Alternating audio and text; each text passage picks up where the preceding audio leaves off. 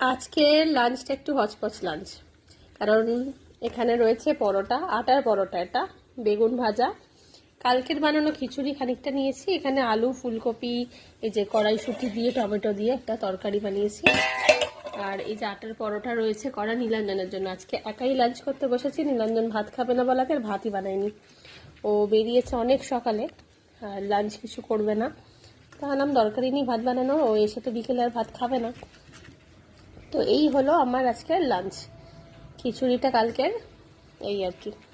আর শীতকালের বেগুন তো মানে দারুণ ব্যাপার।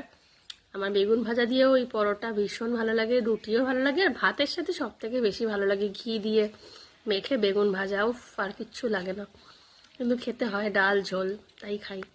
হুম, তরকারিটা এত ভালো হয় না, আর একদম সব থেকে ভালো হচ্ছে একদম কম তেলে বানানো যায়, খুব ভালো হয়, টেস্টি হয়। রুটি পরোটা মুড়ির সাথেও খুব ভালো লাগে।